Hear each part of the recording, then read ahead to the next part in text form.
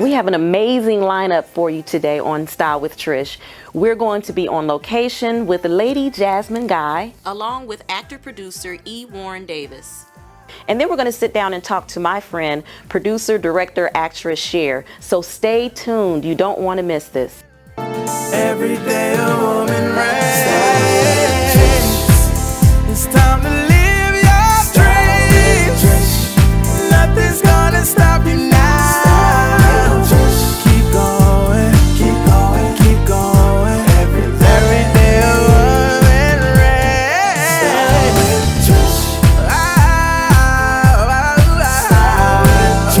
Every day a woman reigns. Welcome to Style with Trish. I love my guest that I have on with us today. She is a friend, longtime friend. Yes. But she's also dynamic in her own right. She is a songwriter. She is an actress. She is a producer, director? Yes. And director. Yes. And she is none other than Cher. Welcome to Style with Trish. Thank you for having me. I'm glad to be here. It's just so we were talking, we had a lot of words before today's show, but it's just really amazing to be able to, we were talking earlier about how when we first met, we initially met off of social media and Claude. Yes. But then started supporting each other and I started watching your journey. I'm not sure what you were doing back then. Was it acting? Were you doing acting It then? was a little bit here and there. It was more so radio and TV hosting. Okay. Yeah. Okay. Yeah. And then I know I saw a shift and I'm like, oh, she's getting ready to go into acting. So share that. I want to know what it was like, your transition going into becoming an actress. Well, for one, I started doing, when I first moved here, I wasn't doing anything. I was trying to kind of find my realm, find my world. And then I stumbled upon radio. And I actually got introduced to that to one of the producers. It was Crunk for Christ Radio. I never forget. Yes. I never forget that radio station. And so, just having to be very intentional, with the script and just, keeping the ratings coming. So I started out with that, and I enjoyed it, but it just was a lot of work. Yeah. And so once that kind of phased out, I ended up getting into TV hosting.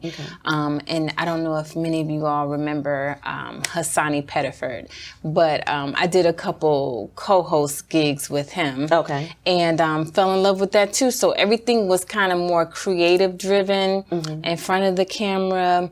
It just kind of gave me that adrenaline, like, an audience, people responding,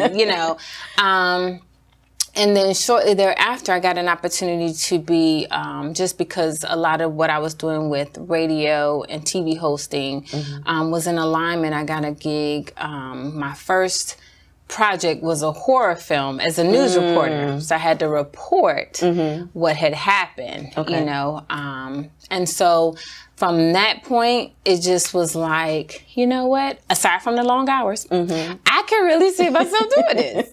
And so I had a background in theater anyway. In college, I took a couple theater classes as electives because I was like, I just need an easy A. It was not an easy A because theater professors take theater very serious. Yeah.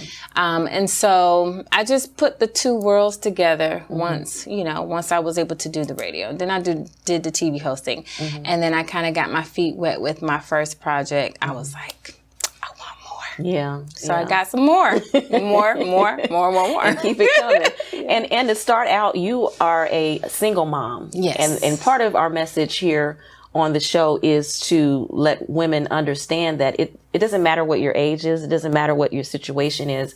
You can start over. And it's not easy, but you can start over. So what was that like for you being a single mom and pursuing something that sometimes can seem like it's a slow process to get into or industry to get into? What was that like for you?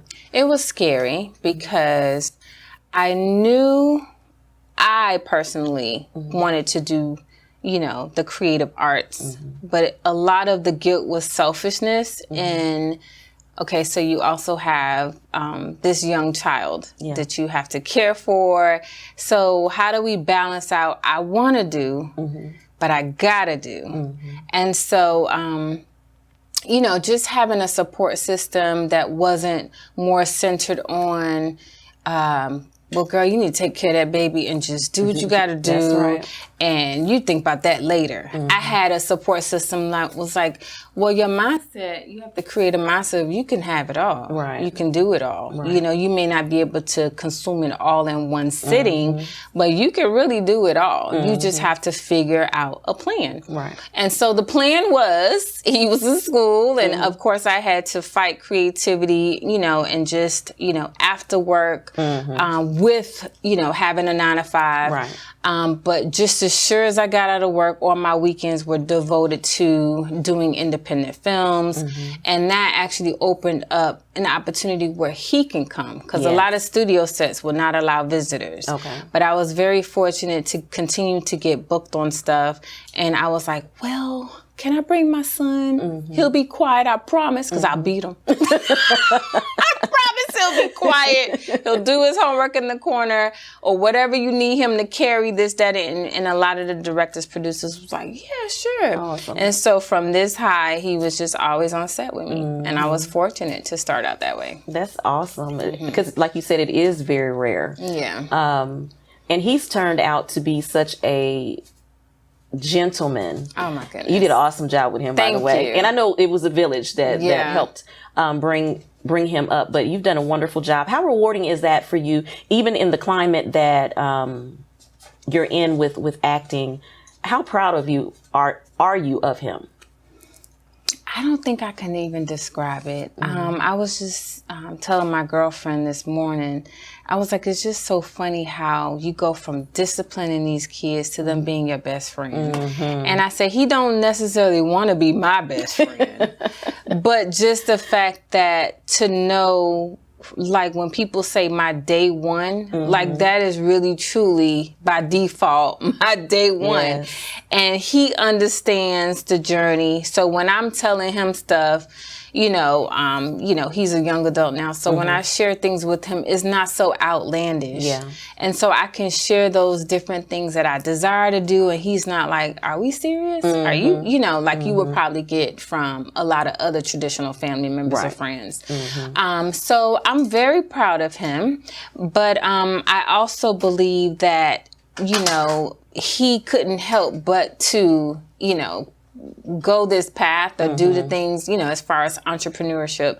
But he couldn't help it because it was like, well, I'm just seeing my mom do all of these crazy things. And, you know, you're up till 3-4 in the morning studying and then you're on set. And I just, you know, I was just packing him along everywhere I went. So I'm very proud of the young man that he's, you know, turning out to be. And, you know, I'm just looking forward to more. I'm like, come on. As you should be. Well, we're going to take a really quick break. And when we come back, we are going to talk more about your projects. Okay. And also, I got another core memory I'm going to bring up on our next half. We'll be right back, guys. Every day a woman reigns. Every day a woman reigns. Hey guys, this is Trish Stanley. Catch up on season 1 of Style with Trish by going to trishstanley.com. If you are not able to catch the show on YouTube, make sure you go to my website, trishstanley.com, and check out our podcast. This is a place where the everyday woman reigns. trishstanley.com.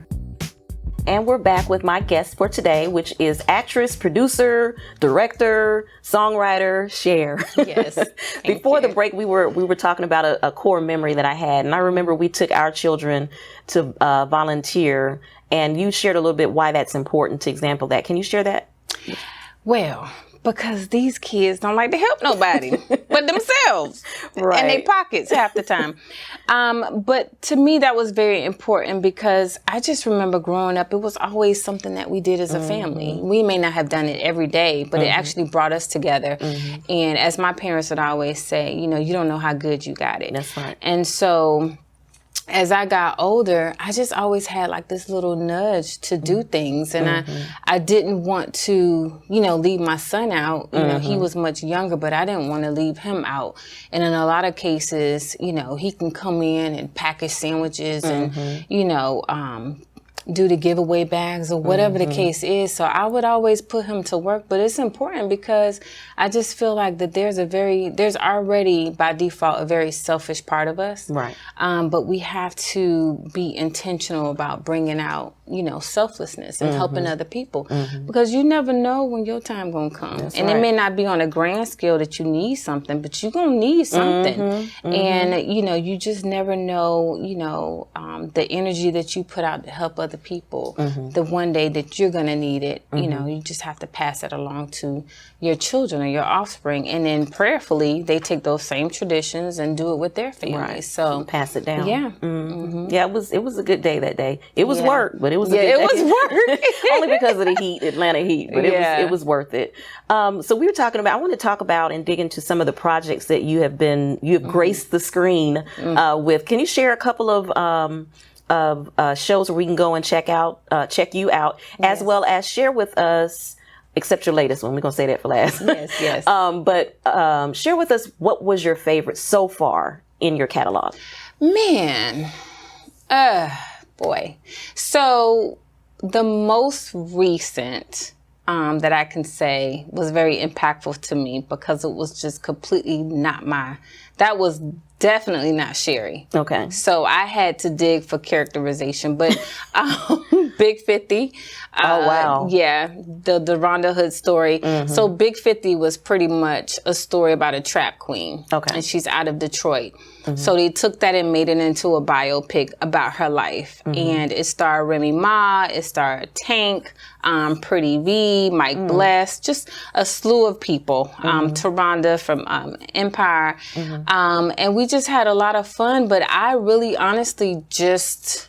I was my character, Lil Bit, which happened to be Big 50's sidekick / her help / her maid / her everything babysitter. But she was just so robust and she was just so stud-like. So imagine me with baggy shorts, baggy shirt, back in the 80s and the 90s, and it was just so fun. And when I tell you, I got in the character and I stayed there. And then even after we wrapped, people was like, okay, sure, you ain't big no more. You ain't little bit. Come on out, because that's, But so Big 50, the Rhonda Hood story is on BET Plus currently, so they're still showing that. Another project that I did was called Crossover, which actually just got a huge deal, motion picture deal. So I'm not sure what that's going to do. But as far as the premiere, that's already been done, and I actually played the lead for that one. It's a feature film, and it's about a young lady who is just, you're up and then you're down. Her husband got into a little bit of trouble with the street gang and, drugs and all these other different things just to try to, just kind of reconjure up some money and just try to do what he does for his family. Ends up going to jail. I'm pregnant. I'm left behind. So now I'm like, now what? And so the character's name is Lena. And she ended up having a hair salon, but it was difficult for her to keep this hair salon afloat and just trying to maintain her level of living. And so as the story continues to move forward, she gets into some trouble. She's trying to make ends meet, but she's doing it in a way that her husband is not aware of in jail. Okay.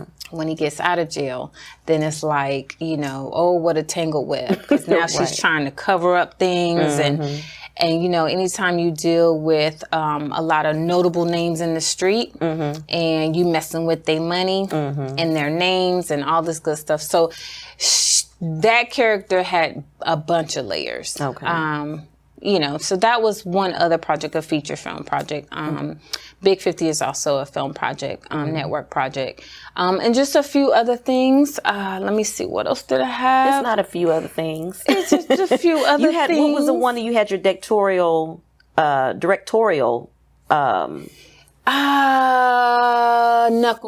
Okay. Knuckleball. It's a Hallmark savvy film. It's a short film, and it's about Henry and Mikey, who are father and son. And there's a bit of I guess a cliffhanger, a twist at the end of that. But it's a family drama. Okay. And basically the synopsis for that is just honestly, when you have an opportunity to do what you do for family, friends, really take advantage of that, because you don't know when we expire, when they will expire, when the time to really make up for lost time. You no longer have those opportunities. And so it is a short film surrounding baseball, because he had a full ride to college, and then from there he was going to be drafted into the baseball league. And so that was pretty interesting too. Well, let's talk about your most current, where we can see you on screen now, which is the one I was waiting for, drum roll. So you currently have a role or played in one of the most popular shows out right now. Yeah, P-Valley. Yes. yes. That was exciting. So I played Julian's wife on P-Valley, and very exciting role. Again, I wasn't, swinging from no poles or doing all that good stuff. So if y'all looking for that, you won't find it.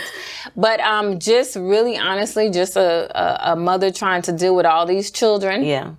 Not in the best part of the city, so we kind of inner city like. And then my husband is just, he's just tired. He gets into a few things. Y'all have to see episode 1, season 2, but that's the latest, which was a fun set. And we got to check you out on there. Yes. But before we go, leave with us some words of someone who is interested in getting into the acting field. What are some basic things that they should do? Man, the most basic thing I would say is make up your mind. Because, boy, when they say a double-minded man is unstable, there are so many opportunities for people to want what they see because of what they feel is a glamorous lifestyle.